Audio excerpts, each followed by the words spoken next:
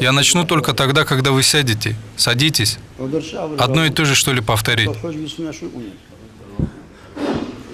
أعوذ بالله من الشيطان الرجيم بسم الله الرحمن الرحيم الحمد لله رب العالمين والصلاة والسلام على رسوله محمد وعلى أصحابه أجمعين السلام عليكم ورحمة الله وبركاته. Дорогие братья по вере, такого благодатного маджлиса, как сегодня, я не видел. Это баракат Сайфулла Кади, который мы получили. Его невозможно увидеть глазами, но он очевиден, если поразмыслить. Очевиден. Хочу вам рассказать одну маленькую историю. То, что я видел. В хаджи, после совершения пятничного намаза, со второго этажа спускалась масса народа. Тесно же, когда много людей спускается вместе. Двигаясь вот так медленно, со стороны поднялся шум. Двое начали ругаться. Ударили ли они друг друга, не знаю. Но шум был большой. Мы с друзьями тогда дошли до середины лестницы. Один из ссорившихся, оказывается, прошел вперед, а другой отстал на лестнице. Он прыгнул с лестницы, пролетев над головами других. Удивительно прошел он в коридор первого этажа, где люди с первого и второго этажа собираются. Туда он перелетел. В Аббабай мы подумали, он его разорвет. Когда мы посмотрели, он догнал того на пороге, схватил, развернул и обнял. Начал целовать его, пожимать руку и так далее. Тот тоже его поцеловал. Вот так они помирились и вышли на улицу. Оказывается, они боялись, что разойдутся в ссоре и не смогут найти друг друга. Поэтому тот так сильно старался догнать другого. Пожав руки друг другу, они разошлись как братья. Такое же должно быть поведение и у нас, дорогие братья по вере. Потому что ислам, Бегмурза очень интересные вещи нам рассказал. Как он сказал, вначале пророк, саллаллаху алейхи вассалам, был один единственный. А теперь посмотрите, как распространился. Такого развития и распространения ислам достиг не с помощью насилия, убийств, угроз и силы, а потому что мы, мусульмане, поразили людей своим добрым нравом и хорошим поведением.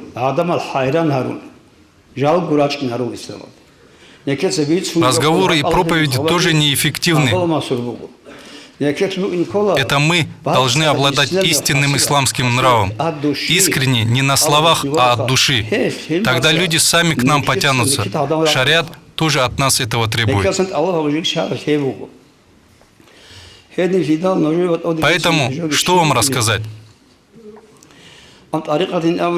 Тарикат – это то, о чем люди спорят. Одни говорят, это истина, а другие опровергают. Когда я еще пас овец, в то время, когда я еще не знал, что такое тарикат и что такое шариат, но тарикат очень сильно любил.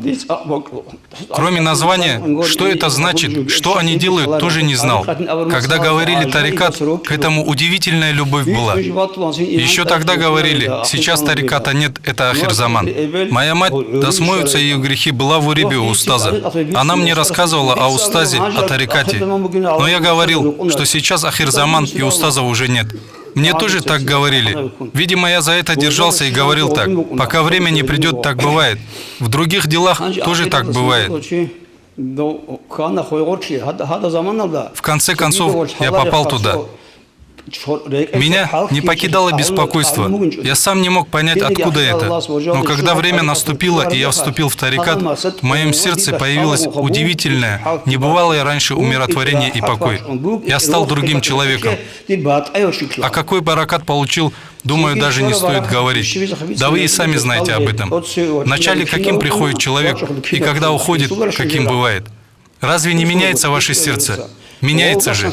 Поразмыслите, из этого понятно, что такое тарикат. Нам необходимо, как говорим, немного терпения. Еще один интересный случай. Я узнал об этом, когда возвращался с хаджа. Ребята мне рассказали. Вы тоже слышали, наверное, об этом. Расскажу, чтобы напомнить. Стояли друг против друга два грузовика арабов, похожие на наши КАМАЗы. На стоянке имеется в виду. У одного водителя валялся инструмент. Как он называется? Да, монтировка. И вдруг, когда он посмотрел, обнаружил, что монтировки нет уже. Оказывается, водитель другого грузовика забрал монтировку, не спросив хозяина. Этот же не знает, ищет, найти не может. И уже устал искать. В одно время идет тот водитель с монтировкой, уже завершив свою работу. Узнав, что он взял инструмент без спросу, хозяин монтировки пришел в ярость и ударил того кулаком в голову. Тот упал. Упавший был в 2 раза здоровее телом. Люди вокруг подумали: «Ва, бабай, если он сейчас встанет, что начнется?» Тот встал, подошел, взял за руку хозяина инструмента, а хозяин стоял с монтировкой в руках. Когда тот взял и пожал его за руку, он швырнул монтировку на землю и заплакал. Вы посмотрите на них. Ошибки случаются, и грехи получаются. Мы же не ангелы. Тот виноват, что взял без спросу. Ярость уже вина этого. Он не выдержал и ударил. Теперь, признавая свою вину, тот пожал ему руку. Этот, видя терпение и иман того, заплакал от восхищения. Смотрите, как это красиво. Нам тоже нужно прийти немножко к сабру. Когда я служил в армии, мне говорили, да и вам, наверное, говорили, что люди из Кавказа горячие. Я раньше не понимал этого, но когда поехал в хадж и увидел арабов, понял смысл этих слов. У нас нет такого терпения, как у них. В этом арабы сильны. Мы тоже, особенно мюриды, должны вести себя так, чтобы другие брали с нас пример. Эти спорщики нам не нужны. Они всегда были. Дай Аллах вам помощь, уступая побеждать. Каждому муриду дай Аллах тауфик, уступая побеждать. Лучше этого нет ничего. Вассаламу алейкум ва рахматуллахи ва баракатух. Да сделает Аллах баракатным этот маджлис. Есть надежда, что Аллах соберет всех присутствующих сегодня здесь, в раю, тоже. Есть надежда, что баракат этого маджлиса получит весь Дагестан. Да поможет всем Аллах.